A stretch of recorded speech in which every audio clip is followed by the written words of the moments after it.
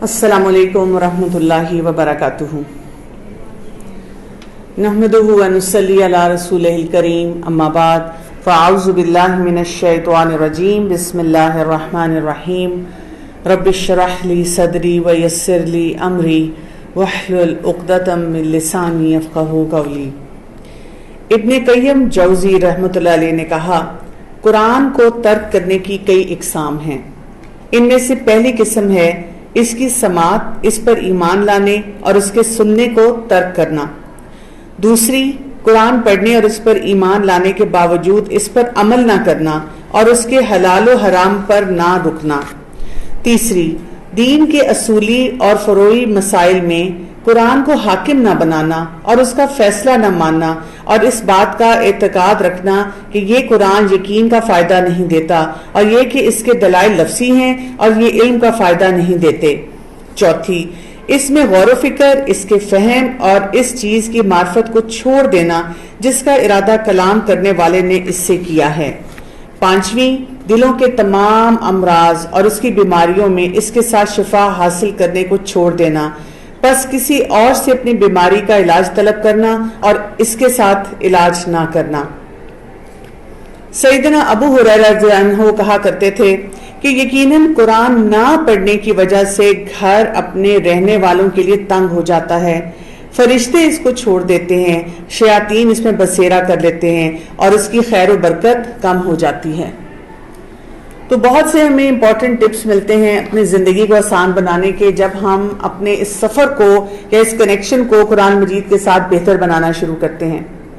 سورہ الفاتحہ، جس میں ہم نے اپنے آپ کو اس سوال کا جواب اس کی طرف بڑھایا، اہدنا الصراط المستقیم، ہمیں سیدھا راستہ چاہیے اور یہ سیدھا راستہ ہم دیکھ رہے ہیں کہ ہمیں اس کے کیا کیا لینڈ مارکس ملتے چلے جا رہے ہیں۔ آج ہم سورہ لقمان سے شروع کریں گے اور سورہ الصافات تک جائیں گے۔ اس میں ہم 21واں، 22واں اور 23واں پارہ جو ہے اس تک پہنچیں گے۔ سورہ لقمان کو ہم دیکھتے ہیں، مکی سورت ہے اور اس میں 34 ورسز ہیں۔ اس کی جو مین تھیم اگر ہم دیکھتے ہیں، اس میں حکمت کی بات ہے۔ سب سے بڑی حکمت جو ہے انسان کے اندر جذبہ شکر کا ہونا ہے، کیونکہ یہیں سے انسان کی توحید کے لیے راستہ کھلتا ہے۔ یہاں پر دلائل دیے گئے ہیں توحید کی، یہاں پر وہ جو کلچرز اور کسٹمز ہیں ان سے بچنے کے لیے ہمیں بتایا گیا ہے، کیونکہ جس طرح سے شکر کرنے سے توحید کا ہمیں راستہ ملتا ہے، اسی طرح سے جب ہم آباء و اجداد کی باتوں پہ چلنا شروع کر دیتے ہیں تو یہاں سے شرک کی بنیاد شروع ہو جاتی ہے۔ تو ہمیں بلائنڈ فالوئنگ سے منع کیا گیا ہے اور ہمیں کچھ سٹینڈرڈز اور مورلز بھی دیے گئے ہیں۔ لقمان کے بارے میں آتا ہے کہ یہ اپنے اس سوسائٹی کے بہت ہی عقل مند انسان تھے، بہت ان میں حکمت تھی اور بہت سی ان کی ورڈز آف وزڈم جو ہیں وہ مشہور بھی ہیں۔ تو کیا آتا ہے اس میں؟ وَلَقَدْ آتَيْنَا لُقْمَانَ الْحِكْمَةَ، اللہ تعالیٰ نے لقمان کو حکمت عطا فرمائی تھی۔ اس سے ہمیں یہ پتہ چلتا ہے یہ جو وزڈم ہوتا ہے، حکمت کا ملنا ہے، یہ اللہ تعالیٰ کی طرف سے ہے۔ اس میں ہم نے دعا بھی سیکھی تھی نا، رب ہب لی حکما والحقنی بالصالحین، کہ جس انسان کو لگتا ہے کہ میں وائز ڈیسیژنز نہیں لے پاتا، اس کو یہ دعا کثرت سے پڑھنی چاہیے اور ظاہر ہے اس کے ساتھ ساتھ اپنے آپ کو اسکلفل بھی بنانا چاہیے، اپنے تجربات سے بھی سیکھنا چاہیے۔ لیکن جب انسان حکمت کے ساتھ لوڈڈ ہوتا ہے یا حکمت اس کی گھٹی میں آ جاتی ہے تو سب سے پہلا کام وہ کیا کرتا ہے؟ انشکروا للہ۔ سب سے پہلا حکمت کا تقاضا یہ ہے کہ انسان اللہ تعالیٰ کا حق پہچانے۔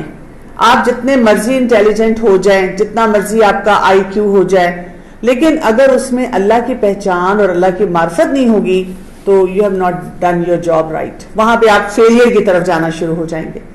تو لقمان نے بھی پہلا کام یہ کیا کہ اللہ کا شکر گزار بندے خود بھی بنے اور ساتھ ساتھ وہ اپنے بیٹے کو نصیحت کر رہے ہیں، اور بیٹے سے جب بات کر رہے ہیں یا بنیا، بہت ہی پیار سے، یعنی یہاں سے ہمیں پتہ چلتا ہے کہ ایک والد کا کیا رول ہوتا ہے جب اس نے اپنے بیٹے کو کچھ سمجھانا ہوتا ہے۔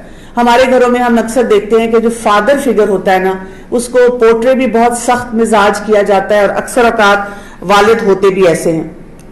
مدرز جو ہوتی ہیں وہ انیبلنگ کر رہی ہوتی ہیں، فادرز پرووکنگ کر رہے ہوتے ہیں, مدرز ہر اچھی بری بات چھپا رہی ہوتی ہیں, بچوں کو کوریج دے رہی ہوتی ہیں, کہتی ہیں چلو میرے بچے کو کہیں تو کوئی سکون ملے, اور جو والد ہوتے ہیں وہ اکثر اوقات بہت سخت رویے رکھ رہے ہوتے ہیں. میں یہ سمجھتی ہوں کہ ویسے اوور آل تمام والدین کو, لیکن خاص طور پہ مرد حضرات کو سورہ لقمان سے ضرور سیکھنا چاہیے کہ ہمیں اپنے بچوں کے ساتھ کیا رویہ رکھنا ہے. پیرنٹس کو یہ سیکھنا چاہیے کہ جب ہم ان کے لیے کوئی کریکٹر بلڈنگ کا ایک طریقہ ڈیسائیڈ کرتے ہیں یا ہم ان کی تربیت کرنا چاہ رہے ہوتے ہیں, اس کے کیا سٹیپس ہوں گے, what will be the starting point, اور اس اسٹارٹنگ پوائنٹ سے ہم کہاں تک جائیں گے. اسی طرح بچوں کو بھی سمجھنا چاہیے اس صورت کو پڑھتے ہوئے کہ اگر ہمارے والدین ہمیں انہی پیرامیٹرز کے مطابق گائیڈ کر رہے ہیں, ہم سے کچھ ایکسپیکٹیشن سیٹ کر رہے ہیں, چاہ رہے ہیں کہ ہماری تربیت ہو, تو پھر ہم بھی اس سے بھرپور فائدہ حاصل کریں, بجائے اس کے کہ ایسے مواقع پہ ہم اپنے والدین کو برا بھلا کہنا شروع کر دیں, ان کو ریجڈ سمجھیں, ان کو اسٹرکٹ سمجھیں. تو وہ بات کیسے کرتے ہیں, یا بنیا جب بھی ہم کسی سے کوئی بہت ڈیفیکلٹ چیز کروانا چاہ رہے ہوتے ہیں, ڈیفیکلٹ کام کروانا چاہ رہے ہوتے ہیں, وہ کام ہم کروا نہیں پاتے جب تک ہمارا ریلیشن شپ اسٹرانگ نہیں ہوتا. تو کسی بھی ریلیشن شپ میں جب ہم نے کچھ اپنی ڈیمانڈ پٹ اپ کرنی ہے, وہ ڈیمانڈ بھی ذرا ڈیفیکلٹ ہے, تو پھر ہمیں کیا کرنا ہوتا ہے, اپنے ریلیشن شپ پہ ورک کرنا ہوتا ہے. اس کے لیے انہوں نے کیا کیا, پہلا میسج اس کو کیا دیا بچے کو, یعنی ان کی حکمت اور شکر گزاری نے انہیں جو پہلی بات سکھائی کہ انہوں نے اپنے بچے سے کروانی ہے, وہ کیا تھی, لا تشرک باللہ, اللہ کے ساتھ بیٹا شرک نہیں کرنا. ہم اپنے گھروں میں ذرا جھانک کے دیکھیں, ہمیں کیا کیا انسٹرکشنز ڈیلی ملتی ہیں. کیا ہمیں یہ بتایا جاتا ہے کہ بیٹا شرک نہیں کرنا؟ ہمیں یہ بتایا جاتا ہے پڑھائی کرنی ہے, ہمیں بتایا جاتا ہے کمرے کی صفائی کرنی ہے, ہمیں یہ بتایا جاتا ہے کھانا کیسے کھانا ہے, پیسے کیسے استعمال کرنے ہیں. لیکن جو سٹارٹنگ پوائنٹ ہے وہ بہت ویک ہے. اسی لیے اکثر اوقات آگے جا کر جب بچے والدین سے کسی بھی وجہ سے بہت ان کا کوئی بچوں کا کوئی ریبیلیس ایٹیٹیوڈ ہو جاتا ہے, والدین کی بات نہیں سنتے ہیں اور ریبیل کرتے ہیں, تو ایسے موقعوں پہ والدین سے میں اکثر پوچھتی ہوں کہ آپ نے ان کی تربیت میں کون کون سے اہم نکات تھے جو شامل کیے تھے. تو پتہ ہی چلتا ہے کہ وہ تو ان کو ایک ڈریم ورلڈ میں رکھ رہے تھے کہ کس طرح کی زندگی گزارنی چاہیے. تو پہلا سٹیپ لا تشرک باللہ. پھر انہوں نے اور کیا بات ان کو سکھائی, انشکروا لی ولوالدیک. ایک بات اور سکھائی گئی تھی کہ شکر گزاری, جہاں ہم کہتے ہیں کہ شکر اللہ کا ہے, پھر اس کے بعد شکر گزاری کا درجہ آ جاتا ہے کس کے لیے, والدین کے لیے. کہ انسان یہ گریٹیٹیوڈ اپنے اندر لے کر آئے کہ میرے والدین نے میرے لیے کیا کچھ کیا ہے. جو اپنے والدین کے سٹیٹس کو نہیں پہچانتا وہ کبھی کچھ نہیں کر سکتا زندگی میں, یہ یاد رکھیے گا.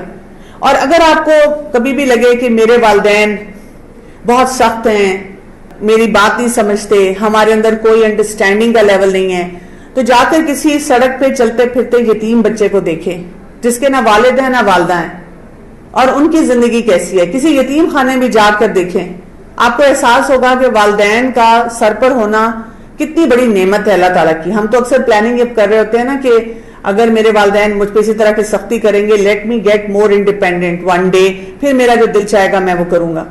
لیکن جب وہ دل چاہے گا اور وہ ون فائن ڈے آئے گا نا, تو اس وقت کیا ہوگا, اس وقت ہمیں اپنے والدین کی باتیں یاد آنی شروع ہو جائیں گی.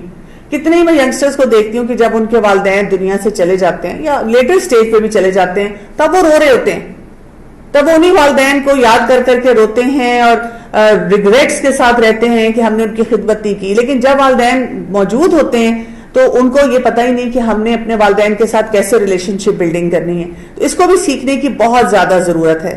اور اس کے لیے کیا کرنا ہوگا, وَأْمُرْ بِالْمَعْرُوفِ وَانْهَا عَنِ الْمُنْكَرِ. امر بالمعروف اور نہی عن المنکر کو پریکٹس کرنا ہوگا.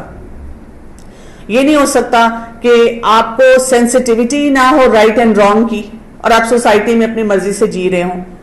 آپ کے اندر فوراً ایک فیلنگ آنی چاہیے کہ یہ غلط ہو رہا ہے اور اس میں میں نے کسی نہ کسی طرح سے اپنا حصہ صحیح ڈالنا ہے. وَاصْبِرْ عَلَىٰ مَا أَصَابَكَ. انہوں نے اپنے بیٹے کو یہ بھی سکھایا کہ جتنے مرضی تمہارے اندر اچھے ٹریٹس آ جائیں گے, لیکن بہت سی سچویشن زندگی میں ہوں گی جس میں تمہیں صبر کرنا ہوگا, جس میں تمہیں برداشت کرنا ہوگا. اس کے لیے تمہیں اپنے آپ کو پریپیئرڈ رکھنا ہے. جو والدین اپنے بچوں کو فیلئر کے لیے تیار نہیں کرتے, ان کے بچے جو ہیں وہی بات ایک ببل میں رہ رہے ہوتے ہیں, ان کے لیے بھی بہت بڑا سیٹ بیک ہونا شروع ہو جاتا ہے. تو اپنے آپ کے اندر یہ ریزیلینس پیدا کرنا کہ جب بھی کوئی مسئلہ آئے گا زندگی میں، اور آئیں گے مسائل، تو بیسٹ سے بیسٹ فیملی میں آتے ہیں، بیسٹ سے بیسٹ انڈیویجول کے ساتھ کچھ نہ کچھ زندگی میں ٹیسٹ ضرور آتے ہیں. تو پھر کیا کرنا ہے اس وقت ہم نے اپنے آپ کو اس کے لیے اس طرح تیار کرنا ہے کہ اپنے اندر صبر کی خوبصورتی لانی ہے. اور ساتھ کیا بتایا اللہ تعالیٰ کس کو پسند نہیں کرتا؟ مختال فخور، ایک ایسا شخص جو ویسے ہی اپنے اوپر فخر کرتا ہے. اور جوانی میں آپ دیکھیں ہمارے پاس ہے کیا؟ سارا دن تو ہمارے ماں باپ کام کر رہے ہوتے ہیں، سب کچھ تو وہ ہمیں دے رہے ہوتے ہیں، ہم تو تنکا بھی نہیں توڑتے.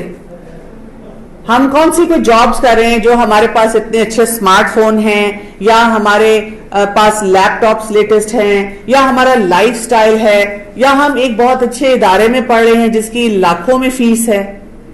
اور ہم فخر کتنا کرتے ہیں. کچھ اسٹوڈنٹ جو اپنی کسی گاڑی کو بھی ڈرائیو کر کے لے کر آتے ہیں وہ بھی اماں ابا کی دی ہوئی ہے، لیکن حالت دیکھا کریں، باڈی لینگویج دیکھا کریں، ایسے لگتا ہے کہ سارا دن کمائی کی ہے ہم نے. اللہ تعالیٰ کو ایسے افراد پسند نہیں ہیں کہ جو اپنے گھر والوں سے ڈیمانڈ تو دیتے ہیں لیکن گراؤنڈ ریالٹی نہیں سمجھتے کہ ویئر ڈو وی اسٹینڈ. اور اللہ تعالیٰ کے بارے میں یہاں کیا آتا ہے؟ لطیف خبیر، کہ اللہ تعالیٰ لطیف ہے، بہت باریکی سے دیکھ رہا ہے کہ ہم اپنے والدین کے ساتھ کیسے ڈیلنگ کر رہے ہیں. بہت باریکی سے اللہ تعالیٰ یہ اسیس کر رہا ہے کہ ہم اپنے آپ کو گروم کتنا کرتے ہیں، کس طرح سے ہم اپنے والدین سے اپنی ریلیشن شپ بلڈنگ کی طرف جاتے ہیں. خبیر، ہر بات کی خبر رکھنے والا ہے، کس بات کو ہم جسٹیفائی کرتے ہیں، کیسے ہم اپنا ایک سوشل امیج پٹ اپ کرتے ہیں، اور گھر کے اندر ہمارے کیا معاملات ہیں. اور پھر اقیم الصلاۃ، ان والد نے اپنے بیٹے کو نماز کے لیے بھی کہا، اس کو ریمائنڈر دیا کہ بیٹا نماز قائم کرنی ہے، کیونکہ نماز کے بغیر آپ دیکھیں گے کہ ہماری کوئی بھی تربیت نہیں ہو سکتی. نماز کی تو ایک بہت لمبی لسٹ ہے کہ اس سے کس طرح دنیا اور آخرت کے ہمیں فائدے حاصل ہوتے ہیں.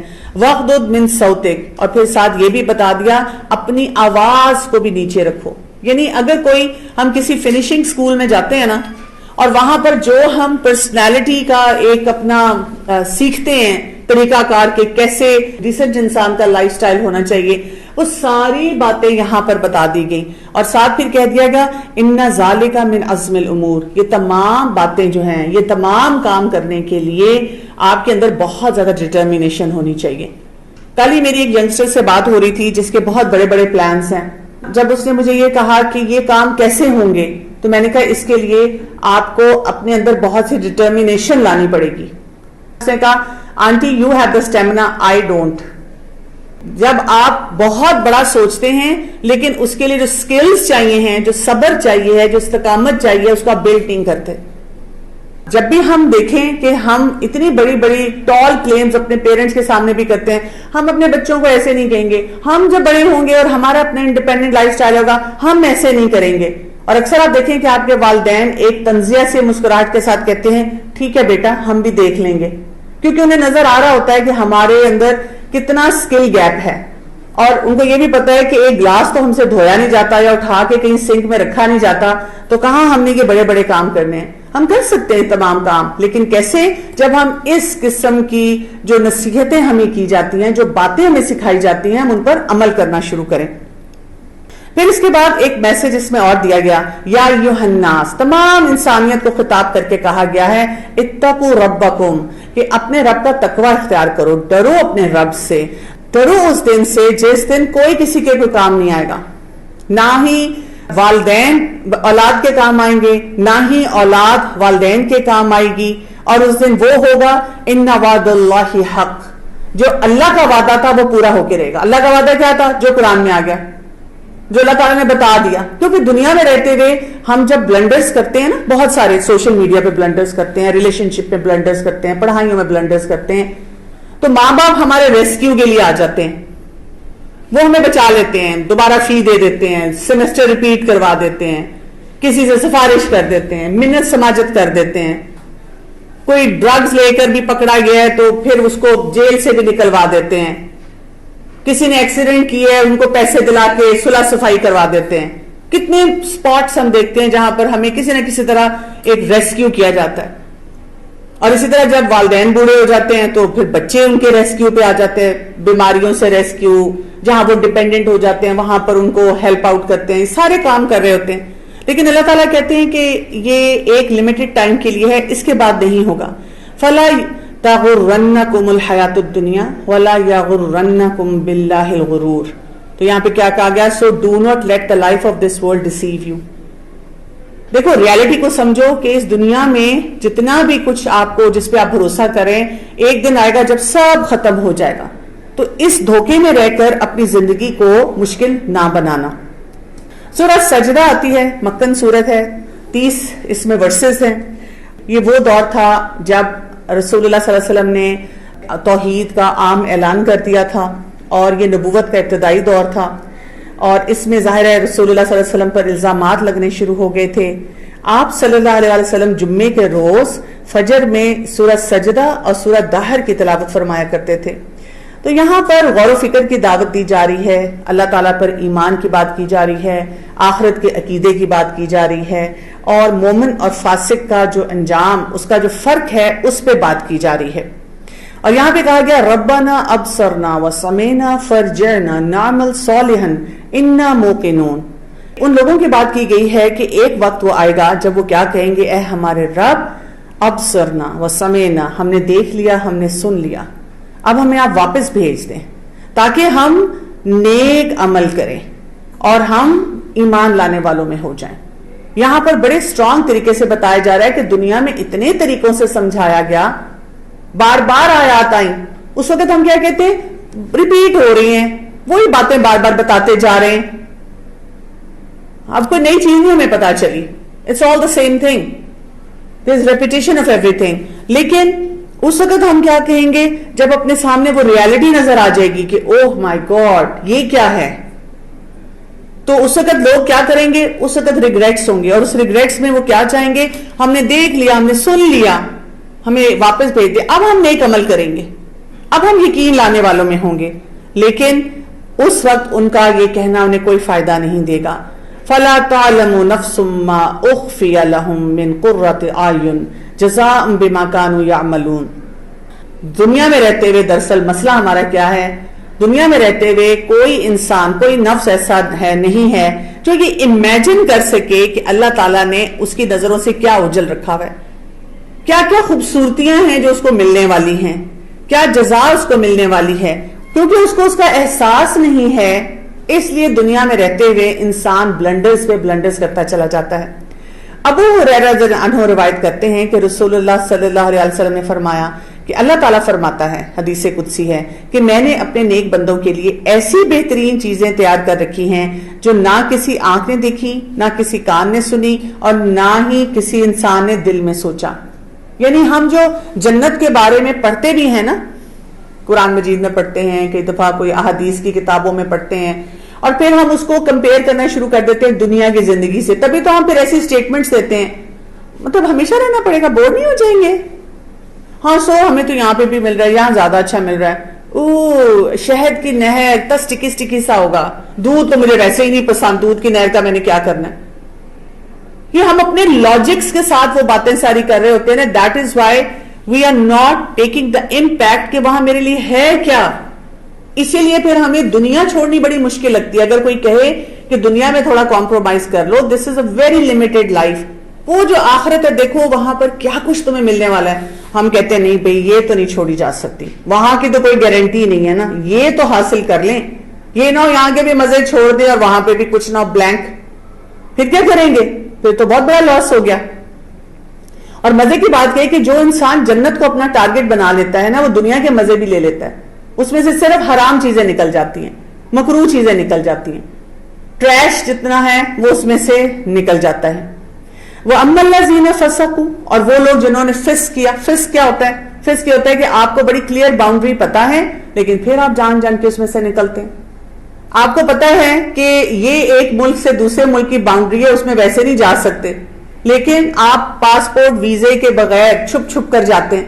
جیسے آپ دیکھیں کچھ ممالک میں لوگ جاتے ہیں, پھر جب پکڑے جاتے ہیں ان کا کیا حال ہوتا ہے, اور پکڑنے سے پہلے بھی جو ان کا ٹریول پلان ہے کتنا برا ہوتا ہے. تو جن لوگوں نے فسق کیا ان کو پتا ہے کہ اللہ تعالیٰ نے کیا حدود دی ہوئی ہیں, کیا سسٹم دیا ہوا ہے, وہ اس پہ نہیں رہتے ہیں. فَمَأْوَاهُمُ النَّارُ, تو ان کا ٹھکانہ کیا ہوگا, آگ ہوگی. جب بھی وہ اس سے اسکیپ کرنے کی کوشش کریں گے ان کو دوبارہ اس میں ڈال دیا جائے گا، اور پھر کیا کہا جائے گا؟ ذوقوا عذاب النار، چکھو اس عذاب کا مزہ۔ وہ نکلنے کی کوشش کر رہے ان کو پھر پھینکا جا رہا ہے۔ برن سینٹرز میں جب آپ کام کریں گے نا، یا سرجیکل وارڈ میں کام کرتے ہوئے آپ کے پاس برن کے پیشنٹس آتے ہیں، تو ان کو ضرور دیکھ کر سوچئے گا آگ کیسی ہوگی، اور پھر یہ کیوں اس آگ میں ڈالے جائیں گے؟ اس لیے کہ کہا گیا کہ ذوقوا عذاب النار الذی کنتم بہ تکذبون، اس وجہ سے جس کو تم جھٹلاتے تھے۔ کتنی تمہیں دنیا میں سائنس ملے، اپرچونٹیز ملے اپنی زندگی کو بہتر بنانے کے، سمجھنے کے، لیکن تم نے نہیں سمجھا۔ ابو ہریرہ رضی اللہ عنہ سے روایت ہے، رسول اللہ صلی اللہ علیہ وسلم نے فرمایا تمہاری عام آگ جہنم کی آگ کے 70 حصوں میں سے ایک حصہ ہے۔ کسی نے عرض کیا یا رسول اللہ صلی اللہ علیہ وسلم یہ عام آگ کافروں کو اذیت دینے کے لیے کافی نہیں ہے؟ تو آپ صلی اللہ علیہ وسلم نے فرمایا دوزخ کی آگ عام دنیا کی آگ سے 69 حصے زیادہ رکھتی ہے، یعنی اس کی گرمائی 69 ٹائمز زیادہ ہے۔ تو آپ اس کو ملٹیپلائی کر لیں کہ وہ کیسی آگ ہوگی۔ یہاں پر اگر کبھی آپ کا اوون میں کوئی چیز رکھتے ہوئے ہاتھ جلا ہو، آج کل رمضان ہے پکوڑے بناتے ہوئے یا کوئی چیز فرائی کرتے ہوئے کبھی ہاتھ جلا۔